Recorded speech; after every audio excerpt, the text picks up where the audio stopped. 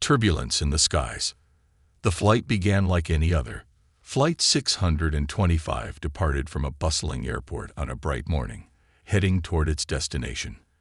Passengers boarded with their usual array of emotions, some excited for vacations, others dreading long meetings. The cabin crew moved efficiently, greeting passengers with professional smiles, guiding them to their seats, and ensuring overhead bins were secured. Among the passengers was James Carter, a middle-aged black man traveling for work. He carried himself with a calm demeanor, dressed in a neat business suit with a laptop bag slung over his shoulder. James had been assigned a seat near the middle of the plane, but soon discovered that his designated seat was in a row that had a broken recline function. After sitting down and finding himself unable to adjust the seat, he decided to request a change. At first, James approached the flight attendant with politeness. "Excuse me," he said to Clara Thompson, a senior crew member known for her no-nonsense attitude. "This seat has an issue with the recline. Would it be possible to move to another one?" Clara glanced at him briefly before responding. "All seats are assigned, sir. I'm sure you'll manage." James was taken aback by the curt response but remained calm. "I understand that, but if there's an empty seat, I'd really appreciate it. It's a long flight, and this seat isn't comfortable." Clara sighed audibly, her annoyance evident. "Sir, we're not running a luxury lounge here. Please take your seat. We'll be taking off shortly." The exchange drew attention from nearby passengers, who began to murmur among themselves. James noticed the disapproving looks but decided to persist. "I'm not trying to cause a problem," he said, his tone still measured. "I'm just asking for a simple accommodation." Clara's patience appeared to fray. She leaned closer to him, her voice dropping but not losing its edge. "Listen, I have 180 passengers to manage. I don't have time for this." James felt his frustration rising. "I don't think this is unreasonable," he said, his voice firm now. "Is it company policy to ignore passengers' concerns?" Their voices had grown loud enough that other passengers were beginning to turn their heads. Clara, perhaps sensing her authority being questioned, straightened her posture and snapped, "Sir, if you can't follow instructions, I'll have to involve the captain." The tension in the cabin thickened as passengers whispered in low tones. A few exchanged glances, clearly uncomfortable with the unfolding situation. One older woman leaned over to her husband and muttered, "Why is she being so harsh? It was just a question." James, unwilling to escalate further, returned to his seat, but the unease remained. He tried to focus on his work, opening his laptop to review his presentation, but the tension gnawed at him. Clara, on the other hand, moved through the cabin with tight-lipped professionalism, avoiding James's row altogether. As the plane reached cruising altitude, the captain made the usual announcements, and the flight attendants began their service. Clara approached James's row to distribute drinks and snacks. When she reached him, their eyes met briefly. James could see a flicker of irritation behind her composed exterior. "Would you like something to drink?" she asked, her tone clipped. "Just water, please," James replied. Clara handed him the cup, but as she did, the cup tilted, spilling water onto James's lap. Gasps erupted from nearby passengers, and James jumped up, his suit soaked. "What the?" he exclaimed, trying to shake off the cold liquid. "Oh, for heaven's sake," Clara said, rolling her eyes. "It was just an accident. Sit down, and I'll get a napkin." Her dismissive tone sent James over the edge. "An accident? First, you ignore my request, and now this. Are you even trying to do your job?" The words hit Clara like a spark to a powder keg. Her face flushed, and her hands trembled slightly as she stepped closer. "You think you can talk to me like that?" she spat, her voice rising. "Do you have any idea how hard this job is?" James held his ground. "I expect respect, just like every other passenger on this plane. Is that too much to ask?" And then it happened, a moment that stunned everyone in the cabin. Clara, overwhelmed with anger and perhaps embarrassment, raised her hand, and slapped James across the face. The sound echoed through the cabin, silencing every other noise. For a moment, time seemed to freeze.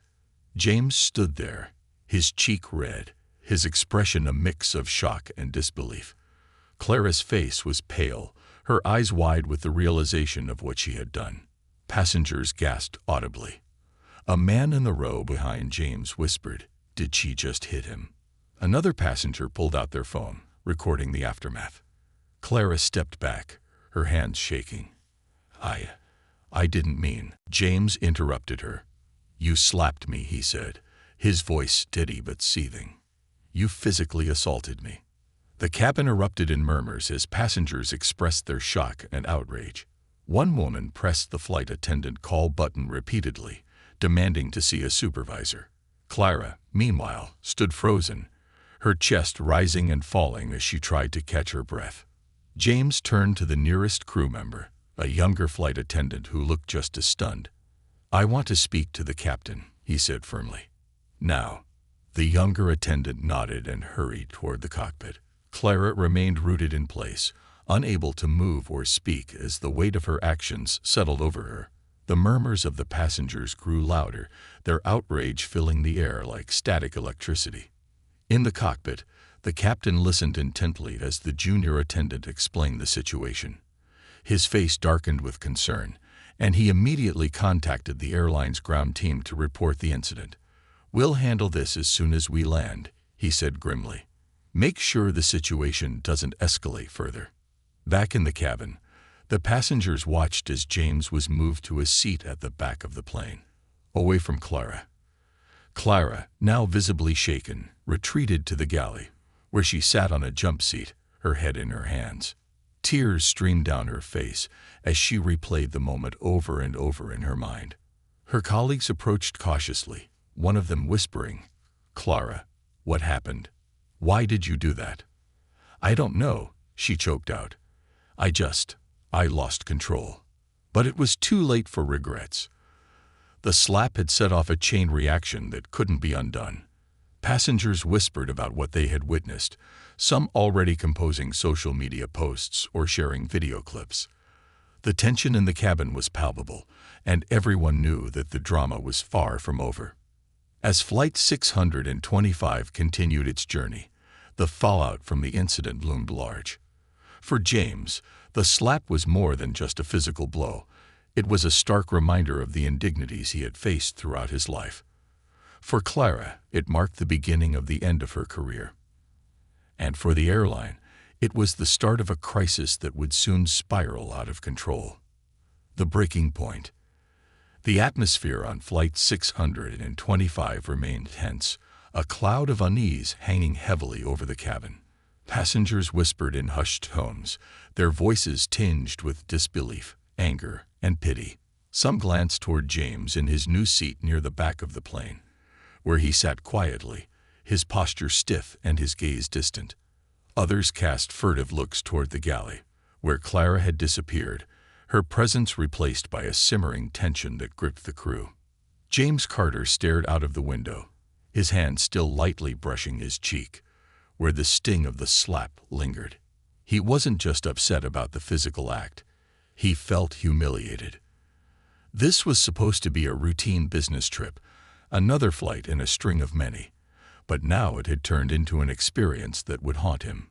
James wasn't the kind of man who liked confrontation, but he couldn't let this slide. He thought about his family, his wife, who always told him to stand up for himself, and his teenage daughter, who looked up to him as an example of integrity. No, he couldn't just let this go. Not for himself, not for them. Meanwhile, Clara Thompson sat in the galley, trembling. The tears she had initially held back now streamed freely down her face. Her colleagues had given her some space, unsure of how to approach her.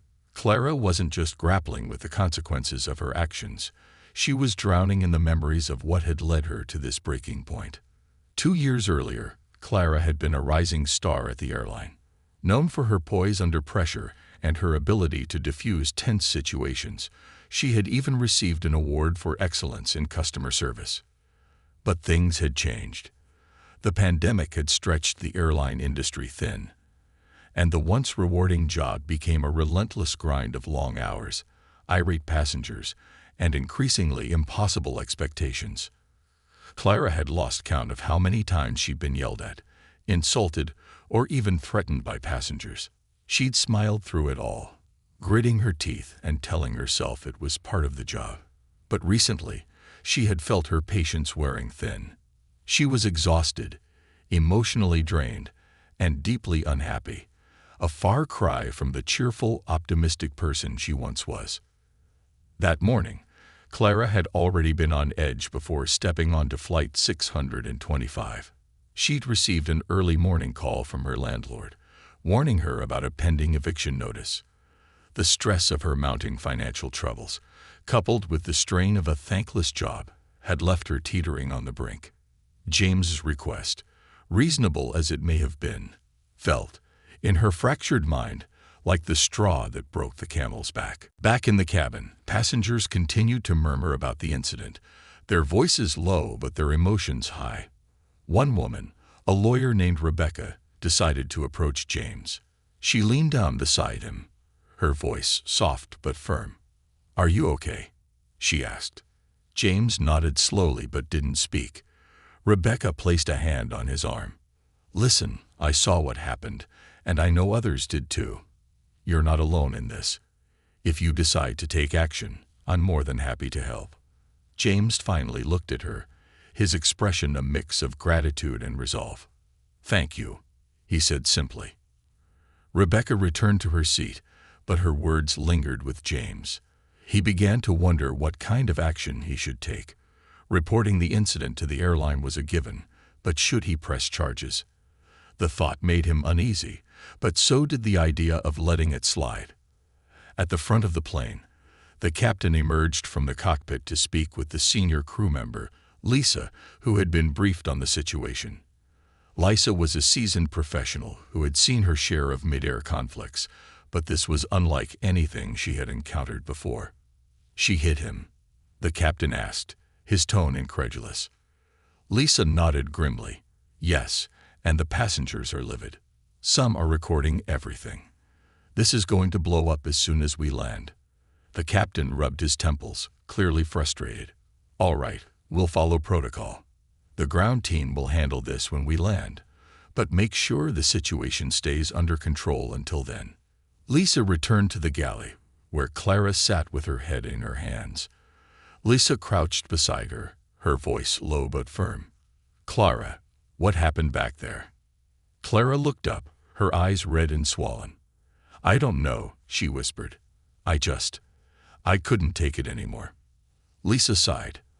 "I understand things have been tough, but this isn't something we can fix with an apology. You know that, right?" Clara nodded, her shoulders slumping. "I know." As the flight continued, the passengers' whispers grew louder, their frustrations bubbling over. A young man seated near James, who had been quietly filming the aftermath on his phone, began to post the footage online. Within minutes, the video started to gain traction, and by the time the plane began its descent, it had already reached hundreds of thousands of views. Passengers were glued to their phones, sharing the video, and adding their own commentary. Some sympathized with James, calling for justice. Others speculated about what could have driven Clara to act so unprofessionally. A few even criticized the airline, accusing it of failing to support its employees. By the time the plane touched down, the story had already gone viral. The airline's ground team was waiting at the gate, led by their regional manager, Karen Ramirez, a no-nonsense leader with years of experience handling crises. Karen had been briefed on the incident mid-flight and was ready to act decisively. As the passengers disembarked, Karen approached Clara, her expression neutral but her tone firm. "Clara, I need to speak with you immediately." Clara followed Karen to a private office near the gate, where she recounted the incident in a trembling voice. Karen listened carefully but showed no emotion. When Clara finished, Karen leaned back in her chair, her hands folded. "This is serious, Clara," Karen said. "We have a strict zero-tolerance policy for physical violence. You know that. I know, Clara whispered. I wasn't thinking. Karen's gaze softened slightly. I understand that you've been under a lot of pressure, but this is beyond unacceptable. I have no choice but to terminate your employment, effective immediately. Clara's heart sank. She had expected this, but hearing the words out loud still felt like a punch to the gut. She nodded numbly, unable to speak. As James stepped off the plane, he was greeted by Karen, who introduced herself and assured him that the airline would take his complaint seriously. She handed him a business card and encouraged him to reach out with any additional details. I'm sorry for what you experienced today, Karen said sincerely. This is not representative of our airline, and we will do everything we can to make this right. James accepted the card but said little. He was still processing everything that had happened, unsure of what his next steps would be. Meanwhile, the video of the slap continued to spread, and within hours, it was featured on multiple news outlets. Public opinion was divided. Some condemned Clara outright, while others called for understanding, citing the immense pressures faced by airline staff. Storms of consequence. The terminal buzzed with activity as passengers from Flight 625 dispersed, their expressions ranging from relief to lingering shock. The slap had been the talk of the flight, and now it spilled over into the bustling airport. Strangers whispered about it in coffee lines, and people glued to their phones followed the story's rapid evolution online. James Carter found a quiet corner near baggage claim. His phone buzzed incessantly with messages, many from coworkers and family who had seen the viral video. He hesitated to open them, unsure of how to explain what had happened. "Dad, are you okay?" Read a message from his daughter. It hit him harder than the slap itself. James couldn't bear to reply just yet. He leaned against the wall, taking deep breaths to regain his composure. What would his daughter think if she saw the footage? What would this mean for his career, his reputation? Nearby, Karen Ramirez, the regional manager, was finalizing her report. She had already informed the corporate office of her decision to terminate Clara and provided a statement to the media about the airline's commitment to professionalism. But Karen knew this wasn't over. The video had already reached millions of views, and public opinion was split. Corporate would want answers, and more importantly, damage control. In a dimly lit break room inside the airport, Clara sat alone, clutching a steaming cup of coffee. Her trembling hands caused tiny ripples in the liquid, a reflection of the storm within her. The termination papers lay on the table, stark and final. She hadn't even called her family yet. How could she? What would she say? Her mind raced through every decision she had made that morning. The argument over the seat, the water spill, the slap. Every moment felt like a mistake compounding on the last, snowballing into a disaster she could no longer escape. A colleague, Lisa, entered the room cautiously. She sat across from Clara, her eyes filled with sympathy but also hesitation. "Clara," she began softly, "I just heard. Are you okay?" Clara let out a bitter laugh. "Do I look okay?" Lisa sighed. "I don't know what happened up there, but this isn't like you. You've always been the calm one, the professional one." "I thought I was," Clara whispered, staring into her coffee. "But lately, I don't even know who I am anymore." Lisa hesitated, then reached out to place a comforting hand on Clara's. "I know things have been tough. We've all been feeling the pressure. But this isn't the end. You'll find a way forward." Clara didn't respond. She couldn't bring herself to believe those words. Not yet. Meanwhile, the media storm surrounding Flight 625 escalated. News outlets dissected every frame of the viral video, interviewing passengers who had been on board. Some spoke in James's defense, describing him as calm and polite throughout the flight. Others speculated about Clara's mental state, arguing that her actions were out of character for a professional flight attendant. James's identity was revealed to the public within hours, thanks to social media sleuths. His LinkedIn profile, family photos, and even past professional accomplishments were shared online.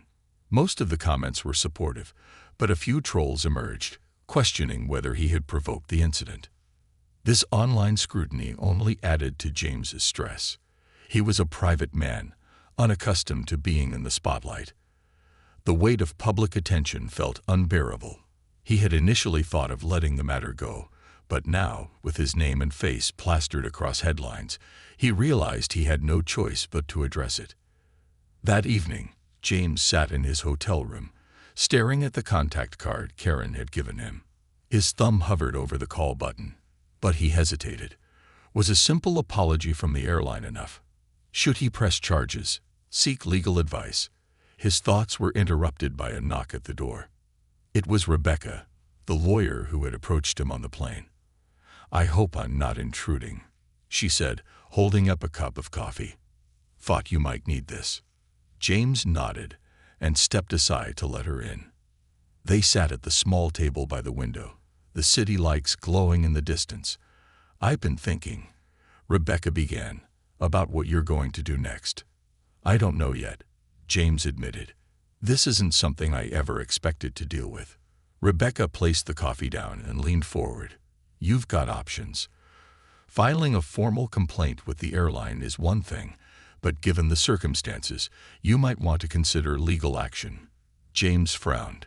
"Legal action? I'm not sure I want to go down that road." Rebecca gave him a knowing look. "I get it. You're a private person, and this is already overwhelming. But think about the bigger picture. What happened to you was unacceptable, not just for you, but for anyone. Taking action could set a precedent, ensure that the airline and others in the industry take these incidents seriously." James leaned back, considering her words. "I don't want to ruin someone's life," he said quietly. "Even Clara's." Rebecca nodded. "And that says a lot about your character. But this isn't just about her.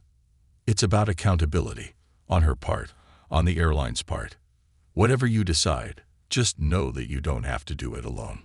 Elsewhere, Clara was struggling with her own dilemma. The termination was just the beginning. Her phone buzzed with notifications, some from concerned friends, others from reporters seeking a statement. The video had turned her into a villain in the eyes of the public, and she wasn't sure how to reclaim her narrative. In a moment of desperation, Clara called her sister, Emily, who had always been her rock. "Em," she said as soon as her sister answered, her voice cracking. "I've messed up. Big time." Emily's voice was calm but firm. "I saw the video. Tell me what happened." Clara poured out the story, her words tumbling over one another. Emily listened patiently, then said, "You need to take responsibility, Clara. But you also need to take care of yourself. Have you talked to anyone about how you've been feeling? A therapist, maybe?" "I don't even know where to start," Clara admitted. "Start by owning up to your mistakes," Emily advised. "And then figure out what you need to heal. You can't undo what happened, but you can learn from it." Clara nodded, even though Emily couldn't see her. "Thanks, Em. You'll get through this," Emily said with quiet confidence. "One step at a time." As the days passed, the fallout from the incident continued to grow. The airline faced intense scrutiny, with some accusing it of failing to support its employees under immense stress.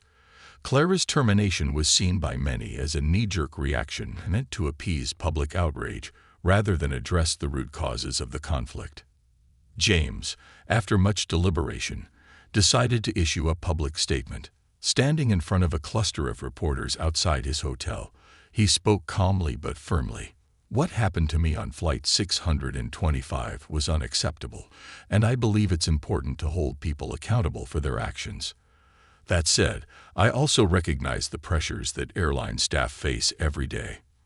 My hope is that this incident sparks a larger conversation about how we treat one another, passengers and crew alike." His words struck a chord with many, shifting the narrative from blame to understanding. But the story was far from over. As legal battles loomed and public opinion continued to evolve, both James and Clara found themselves navigating uncharted territory. For James, it was about reclaiming his dignity and advocating for change. For Clara, it was about facing the consequences of her actions while grappling with the deeper issues that had driven her to the breaking point. And for the airline, it was about salvaging its reputation while addressing the systemic flaws that had contributed to the incident. The slap had been the spark, but the fire it ignited was burning brighter than anyone could have anticipated. And as the world watched, the question remained, what lessons would be learned from the turbulence of Flight 625? Uncharted waters. The fallout from the incident on Flight 625 continued to ripple outward, touching lives and igniting debates far beyond the confines of the airline industry. Both James and Clara found themselves caught in the undertow of public scrutiny, while the airline scrambled to manage the growing storm. What had started as a singular event was now a cultural flashpoint, sparking discussions about accountability, workplace stress, and human dignity. The backlash begins. The airline's corporate offices were in full crisis mode. Public relations executives sat around a long conference table, reviewing the latest metrics on social media reactions. Viral videos of the incident had been viewed millions of times, and hashtags like #Flight625incident and #AirlineAccountability were trending worldwide. Karen Ramirez, the regional manager who had terminated Clara, joined the meeting via video call. Her face was tense, but resolute. "We need to get ahead of this," she said. "The termination was necessary, but we need to show the public we're taking steps to address the underlying issues." One of the PR executives nodded. "We've drafted a statement emphasizing our commitment to professionalism and safety. We'll also announce a review of our employee training programs." Karen frowned. "That's a start, but it's not enough. We need to address the human side of this. People are calling us out for not supporting our staff." The room fell silent. Finally, a senior executive spoke. "What if we offered James a settlement and set up a fund for employee mental health support? It would show that we're serious about making changes." Karen agreed reluctantly. "Do it, but make sure it's not just lip service. We can't afford another incident like this." James's next move. James Carter sat in his living room, scrolling through the endless stream of messages and comments on his social media accounts. Some were supportive, expressing outrage on his behalf. Others were critical, questioning whether he had overreacted or provoked the incident. The noise was overwhelming, and James felt trapped in a narrative he couldn't control. He had spent the past week consulting with Rebecca, the lawyer he'd met on the flight. Together, they drafted a formal complaint to the airline and prepared for the possibility of legal action. But James wasn't sure if that was the path he wanted to take. Rebecca visited him one evening, carrying a stack of legal documents. "The airline has reached out," she said. "They're offering a settlement." James raised an eyebrow. "A settlement? What does that mean?"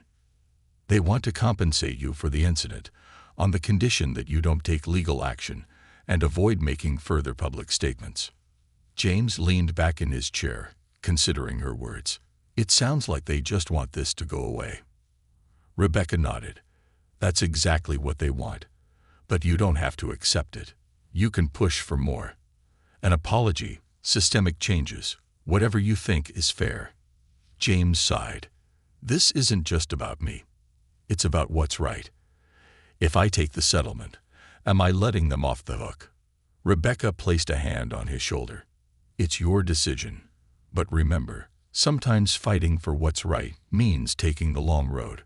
Clara's reckoning. Clara Thompson had avoided the news and social media since the incident. She stayed with her sister, Emily, who tried to shield her from the worst of the public backlash. But Clara couldn't hide from herself. The guilt and shame were relentless, gnawing at her every waking moment. One evening, Emily handed her a laptop. "You need to see this," she said softly. Clara hesitated but eventually opened the laptop. It was a video of James's recent public statement. His words were measured and thoughtful, but they hit Clara like a punch to the gut. "I don't hate her," James had said. "I'm angry at what happened, but I understand that people make mistakes. My hope is that this incident leads to something positive, a change in how we treat each other, especially in high-pressure situations." Clara's eyes filled with tears. She hadn't expected compassion from the man she had wronged. She closed the laptop and turned to Emily. "I need to make this right," she said. "I need to apologize." Emily nodded. "That's a good first step. But you also need to figure out why this happened. What led you to that moment?" Clara knew her sister was right. The slap wasn't just a lapse in judgment. It was the culmination of years of unchecked stress, frustration, and burnout. She decided to seek therapy, determined to understand herself and rebuild her life. A public forum. The incident had sparked widespread debate, and soon, community leaders organized a public forum to discuss the broader issues it raised. The event was held at a local community center and streamed online, drawing thousands of viewers. James was invited to speak, as was Clara. Initially, Clara had refused, too ashamed to face the public. But after much reflection and encouragement from Emily and her therapist, she decided to attend. The room buzzed with energy as people filled the seats. On stage, a panel of speakers, including industry experts, mental health advocates, and airline employees, prepared to share their perspectives. James sat in the front row, his presence drawing murmurs from the audience. Clara arrived late, slipping into a seat at the back, her face partially obscured by a scarf. The forum began with stories from airline staff who described the immense pressures they faced daily. One flight attendant spoke about the lack of mental health support, while a former pilot detailed the long hours and the toll it took on his family. When it was James's turn to speak, he walked to the podium and took a deep breath. "I didn't ask to be in this position," he began, "but I believe this incident has exposed something important, something we need to address as a society." He spoke about the importance of accountability, but also about compassion. "We're all human," he said. "We all make mistakes. What matters is how we learn from them and how we treat each other moving forward." The audience applauded, and James returned to his seat. As the forum continued, Clara wrestled with whether to speak. Finally, she stood and approached the microphone, her hands trembling. "I'm Clara Thompson," she said, her voice quivering. The room fell silent. "I was the flight attendant on Flight 625, and I'm here to take responsibility for my actions." She paused, gathering her thoughts. "What I did was wrong. There's no excuse for it. I've spent every day since then reflecting on how I got to that point. I let stress and anger control me, and I hurt someone who didn't deserve it." Clara turned to James, tears streaming down her face. "Mr. Carter, I'm so sorry for what I did to you. I can't undo it, but I promise to learn from it and to be better." The room was silent for a moment, then erupted into applause. James stood and approached Clara, extending his hand. She hesitated, then shook it, her tears flowing freely. Moving forward, the forum marked a turning point for both James and Clara. For James, it was an opportunity to reclaim his dignity and advocate for systemic change. For Clara, it was the first step in her journey of redemption. The airline, under mounting public pressure, announced a series of reforms, including enhanced conflict resolution training for staff and increased mental health resources. They also issued a public apology to James, acknowledging their role in the incident. In the end, the turbulence of Flight 625 became more than a moment of conflict. It became a catalyst for change. And while the scars of that day would never fully fade, they served as a reminder of the power of accountability, understanding, and the human capacity for growth. Rebuilding lives, repairing systems. The days following the public forum marked a turning point, but the road ahead remained uncertain for everyone involved. The incident on Flight 625 had evolved into a story with national attention, and the public was watching closely to see what actions would follow the promises of change. Clara's new beginning. For Clara Thompson, life after the forum was an uphill climb. Though she had apologized publicly and privately to James, the weight of her actions still hung over her like a storm cloud. Online, opinions about her remained sharply divided. Some praised her courage in owning up to her mistake, while others called for her to be permanently banned from working in customer-facing roles. Despite the noise, Clara was determined to rebuild her life. She had started attending therapy sessions twice a week, where she delved into the root causes of her burnout and anger. For the first time, she openly confronted the pressures she had faced over the years: her grueling schedule, the constant expectations of perfection, and the lack of emotional support from her employer. It wasn't just that flight. Clara admitted to her therapist during one session, "I've been holding everything in for years." That slap wasn't just about James. It was about every rude passenger, every missed holiday with my family, every time I felt invisible. Her therapist nodded. "Acknowledging that is the first step. But remember, Clara, you're more than your worst moment. The fact that you're here now, willing to work through this, shows your strength." Encouraged by this perspective, Clara began to take small steps toward reclaiming her life. She volunteered at a local community center, helping organize programs for underprivileged youth. The work gave her a sense of purpose she hadn't felt in years, and it reminded her of the compassion and patience she once took pride in. One afternoon, while helping a young girl learn how to read, Clara felt a flicker of hope. She realized that while she couldn't undo the past, she could shape her future. And perhaps through her actions, she could inspire others to find the same resilience. James's fight for change. For James Carter, the aftermath of the incident became a personal mission. Though he had accepted the airline's public apology and a modest settlement, he made it clear that his goal wasn't financial compensation, it was systemic reform. He partnered with Rebecca, the lawyer who had supported him from the beginning, to launch an advocacy campaign aimed at improving conditions for airline employees. The campaign, called Fly with Respect, quickly gained traction. Through interviews, public speaking engagements, and social media, James shared his story while emphasizing the broader issues at play. "This isn't just about me," James said during an appearance on a popular talk show. "It's about creating an environment where passengers and crew alike are treated with respect and dignity.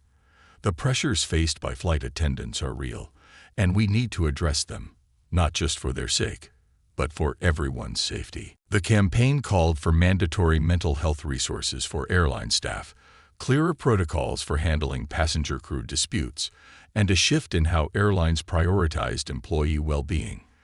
To James's surprise, the response was overwhelmingly positive. Former and current airline employees reached out to share their own stories of burnout and frustration, many of which mirrored Clara's experience. James also stayed in touch with Clara. Their conversations were awkward at first, but over time, they found common ground. James came to see Clara not as the villain in his story, but as a person who had been overwhelmed by circumstances beyond her control. "You didn't have to forgive me," Clara said during one of their calls. "Why did you?" James thought for a moment. "Because anger doesn't fix anything. What happened on that flight was wrong, but holding on to resentment wouldn't make it right. Working together for change. That's what matters." The airline's response. Under increasing scrutiny, the airline had no choice but to act. Karen Ramirez, the regional manager, spearheaded the company's response, pushing for meaningful reforms rather than superficial fixes. The first step was revising the airline's employee training programs. New modules were introduced, focusing on conflict resolution, stress management, and recognizing the signs of burnout. The airline also implemented a mandatory decompression period for crew members after particularly long or challenging flights. Additionally, the airline partnered with mental health organizations to provide counseling services for its staff. Employees were encouraged to attend sessions without fear of stigma or retaliation. "We know we've fallen short in the past," Karen said during a press conference, "but we're committed to learning from this incident and doing better. Our employees are the backbone of our company, and it's our responsibility to support them. These measures were met with cautious optimism. Some employees appreciated the changes, while others remained skeptical, pointing out that it would take time to rebuild trust. Still, it was a step in the right direction, a recognition that the system needed to change. The public's role. The public, too, played a significant part in shaping the narrative. Online debates about the incident had evolved into broader discussions about workplace stress, mental health, and accountability. One viral tweet summed up the sentiment. Flight 625 wasn't just about a slap. It was about the pressure we put on people in service roles and what happens when that pressure becomes too much. Let's stop tearing each other down and start building systems that work for everyone. As the conversation grew, other industries began examining their own practices. Restaurants, retail stores, and healthcare facilities, all sectors where employees often faced high stress and low support, started implementing similar reforms. The unexpected twist. Just as it seemed the dust was beginning to settle, an unexpected twist reignited public interest in the story. The passenger from Flight 625, who had been seated near Clara during the incident, came forward with new information. In an exclusive interview, the passenger revealed that Clara had been dealing with a heated phone call moments before the boarding process began. I overheard her arguing with someone. It sounded like a landlord or maybe a debt collector. She was clearly upset, but as soon as passengers started boarding, she put on her professional face like nothing was wrong. The revelation added a new layer of complexity to the story. While it didn't excuse Clara's actions, it painted a fuller picture of the personal struggles she had been facing. Public opinion began to shift once again, with many expressing empathy for Clara's situation. She snapped under pressure. One commenter wrote, "Haven't we all felt like that at some point? The difference is, most of us aren't doing it in front of a plane full of people." A shared vision. By the end of the year, the incident on Flight 625 had become a case study in accountability, redemption, and systemic reform. Clara continued her work at the community center, finding fulfillment in helping others. She also became a vocal advocate for employee mental health, sharing her story at conferences and workshops. James, meanwhile, expanded the Fly with Respect campaign to include other industries, pushing for a cultural shift in how employees and customers interacted. His story became a beacon of hope, a reminder that even the most painful experiences could lead to meaningful change. Their paths, once defined by conflict, now intersected in a shared vision. A world where dignity, empathy, and understanding were the norm, not the exception.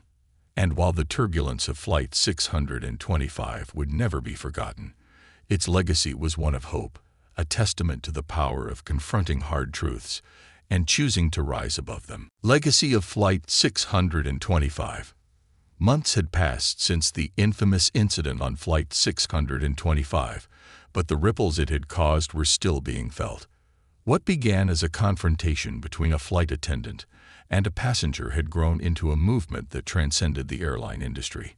Lives had been irrevocably changed, systems had been challenged, and conversations had begun in households, boardrooms, and online forums around the world. For both James Carter and Clara Thompson, the journey wasn't over. Each of them had their own battles to fight and their own legacies to shape. James's vision takes flight. James Carter's advocacy work had become his new calling. What started as a personal crusade for justice had blossomed into a full-fledged organization, the Human Connection Project. The initiative aimed to bridge the gap between employees and customers in high-stress industries, fostering mutual respect and understanding. Through his organization, James began hosting workshops and seminars for companies, teaching both employees and leadership teams how to handle conflict with empathy and professionalism. He partnered with psychologists, human resource specialists, and former service workers to create comprehensive training programs that were being adopted by companies across the country. One memorable seminar took place at a major airline's headquarters. Standing before a room filled with flight attendants, pilots, and executives, James shared his experience on Flight 625, not as an act of blame, but as a lesson in what could go wrong when systems failed both employees and customers. "I don't want to be remembered as the guy who got slapped on a plane," James said, eliciting a few chuckles from the audience. "I want this story to remind us all that we're human. Mistakes will happen. What matters is how we prepare for them and how we grow from them." His words resonated deeply. By the end of the session, several flight attendants approached him to share their own stories of burnout, frustration, and moments when they, too, had felt on the verge of breaking. James listened intently, offering not just solutions but a sense of solidarity. "Your work is saving lives, you know," one flight attendant said as she shook his hand. "Thank you." Clara's redemption. For Clara Thompson, rebuilding her life required facing her demons head-on. Therapy had helped her understand the emotional and mental toll her job had taken on her, but it was her work at the community center that truly began to heal her spirit. Clara found herself gravitating toward the mentorship program, where she worked closely with teenagers facing their own challenges. One young girl, Mia, reminded Clara of herself at that age, full of potential but weighed down by circumstances beyond her control. "You're stronger than you think," Clara told Mia one afternoon as they worked on a school project together. "Don't let one bad moment define you." Mia looked up at her, curious. "Did you ever have a bad moment?" Clara hesitated but then decided to tell the truth. "I did," she said softly. "A really bad one. But I'm trying to learn from it and do better. And you can too." The honesty of that moment stuck with Clara. She began to see her work as more than just a way to make amends. It was her second chance to make a difference. Clara also accepted an invitation to speak at a mental health conference, where she shared her story for the first time since the public forum. Standing on stage, she recounted the pressures she had faced, the mistakes she had made, and the lessons she had learned. "Burnout doesn't happen overnight," Clara said, her voice steady. "It's like water dripping on a stone, slow, steady, and relentless. If we don't address it, we all reach a breaking point. I reached mine, and it cost me everything. But I'm here today because I believe we can do better, for ourselves and for each other." Her speech was met with a standing ovation, and afterward, attendees lined up to thank her for her vulnerability and courage. One woman, a nurse who had recently left her job due to burnout, told Clara, "You've given me hope. I thought I was alone." The airline's transformation. Under pressure from both the public and its employees, the airline implemented sweeping changes in the wake of the Flight 625 incident. Karen Ramirez, the regional manager who had played a key role in managing the fallout, was promoted to a new position, Director of Employee Wellness and Engagement. Karen spearheaded initiatives that prioritized mental health, including a 24/7 counseling hotline for employees, mandatory mental health training for managers, and quarterly wellness check-ins for all staff. The airline also launched a campaign called Above and Beyond to celebrate and support its workforce. One of the most significant changes was the introduction of the cooling-off policy. This policy allowed flight attendants to take a short, unpaid leave, with no questions asked if they felt overwhelmed or burned out. While some executives initially balked at the idea, Karen argued that preventing one meltdown was worth far more than the cost of a few days' absence. "We're not just running an airline," Karen told the board during a presentation. "We're running a business powered by people. And people need care, support, and respect to thrive." The cultural shift. The broader cultural impact of Flight 625 was perhaps its most enduring legacy. Across industries, conversations about workplace stress, customer interactions, and the importance of mental health gained momentum. Employers began to realize that investing in their employees' well-being wasn't just the right thing to do, it was good for business. One particularly powerful moment came when a major retail chain adopted James's Human Connection Project training. After completing the program, a cashier shared her experience during a company-wide meeting. "For years, I felt invisible," she said. "People yelled at me, ignored me, or treated me like I wasn't even human. This training didn't just teach me how to handle difficult customers, it reminded me that I matter." Her words were shared widely on social media, sparking a new wave of support for initiatives aimed at fostering empathy and respect in the workplace, a shared legacy. Months turned into years, but the lessons of Flight 625 endured. James and Clara continued their respective journeys, occasionally crossing paths at events and conferences. Their shared experience had forged an unlikely bond, a reminder that even in moments of conflict, there was room for growth and understanding. One evening, after speaking at a leadership summit, James and Clara found themselves sitting together in a quiet corner of the venue. The conversation turned reflective, as they both marveled at how far they had come. "Do you ever wish it hadn't happened?" Clara asked hesitantly. James thought for a moment. "Sometimes," he admitted, "but then I think about all the changes that came from it, all the lives we've touched. Maybe it was meant to happen, not for us, but for something bigger." Clara nodded, a small smile playing on her lips. "I like to think so too." In the end, the turbulence of Flight 625 became a symbol of resilience, accountability, and the power of human connection. It was a story that reminded the world of the importance of empathy, not just in the skies, but in every corner of life. And while the scars of that day would always remain, they served as a testament to the strength it took to turn a moment of chaos into a movement for change, a shared flight toward hope. As the years passed, the story of Flight 625 became less about the slap itself and more about the change it had inspired. Media outlets periodically revisited the incident, not as a sensational scandal, but as a case study in how individuals, companies, and society could grow from a moment of failure. James Carter and Clara Thompson became central figures in that narrative, embodying redemption and resilience in different yet interconnected ways. James's final address. On the 5th anniversary of the Flight 625 incident, James was invited to speak at a global leadership summit. The event, held in a grand auditorium filled with executives, policymakers, and advocates, served as a platform to discuss the intersection of mental health, workplace dynamics, and accountability. Standing at the podium, James gazed out at the audience, a mixture of nerves and gratitude washing over him.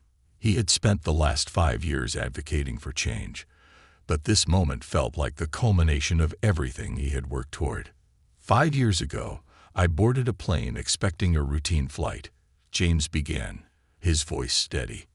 "What happened that day was anything but routine. It was painful, humiliating, and deeply personal. But it was also the spark for something far greater." He recounted his journey, from the humiliation of that day to the launch of the Human Connection Project and the reforms it had inspired. He shared stories of workers and employers who had implemented the program and seen real results: higher morale, fewer conflicts, and better outcomes for both employees and customers. "But this isn't just my story," James said, pausing for emphasis. "It's our story. It's about what happens when we stop seeing each other as adversaries and start seeing each other as people. It's about choosing understanding over judgment, empathy over anger." The audience erupted into applause, a standing ovation that lasted for several minutes. James stepped back, his heart swelling with a mix of relief and pride. He had turned his pain into purpose, and now he was ready to pass the torch to others. Clara's new mission. Meanwhile, Clara had also found her calling. Inspired by her own journey of healing, she became a mental health advocate, focusing specifically on burnout in service industries. She completed training to become a certified counselor and began working with airline staff, restaurant workers, and retail employees, people whose struggle she understood all too well. Her nonprofit organization, Wings of Resilience, offered workshops, support groups, and crisis counseling for those on the front lines of customer service. Clara's work was deeply personal, and she often shared her own story to connect with those she helped. I'm not here as someone who got it all right, Clara would say at the start of each session. I'm here as someone who made mistakes, learned from them, and found a way to move forward. And if I can do it, so can you. One day, Clara received an invitation to join James at the Global Leadership Summit. Though nervous, she agreed. She hadn't seen James in person for over a year, but she knew their shared story still resonated with people. The reunion. At the summit, Clara arrived early, nervously adjusting the hem of her blouse as she scanned the room. When James entered, their eyes met, and they exchanged warm smiles. He walked over, extending his hand, but she pulled him into a quick hug instead. "It's good to see you," James said sincerely. "You too," Clara replied. "It feels surreal, doesn't it?" James chuckled. "A little, but in a good way." Later, during a panel discussion, James and Clara shared the stage, reflecting on their journey. The moderator asked them what they had learned from the experience and what advice they would offer to others. "For me," James said, "it's about forgiveness. Forgiving others, yes, but also forgiving ourselves. None of us are perfect, and that's okay. What matters is how we move forward." Clara nodded. "I've learned that strength isn't about never breaking. It's about picking up the pieces and rebuilding. And it's about supporting each other in that process." Their words struck a chord with the audience. After the panel, attendees lined up to speak with them, many expressing how deeply their story had resonated. One young woman, a flight attendant, approached Clara with tears in her eyes. "You've inspired me," she said. "I've been struggling with burnout, but hearing your story, it gives me hope." Clara hugged her, her own eyes glistening. "You're not alone," she said, "and you're stronger than you think." The final flight. A year later, James and Clara found themselves boarding a plane together for the first time since Flight 625. They were invited to attend an event honoring their contributions to improving workplace dynamics. As they settled into their seats, the irony of the situation wasn't lost on them. "Think we'll make it through this flight without any drama," James joked.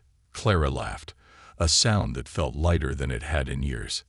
"I think we'll be fine. But just in case, I'll stay away from the water cups." They both laughed, a moment of shared levity that spoke volumes about how far they had come. As the plane took off, they gazed out of the window, the clouds below a reminder of the turbulence they had once faced, and the clear skies they had worked so hard to reach. Legacy in the skies. The incident on Flight 625 had been a moment of chaos, but its legacy was one of hope, growth, and transformation. James Carter and Clara Thompson became symbols of what was possible when people chose accountability, empathy, and resilience over blame and bitterness.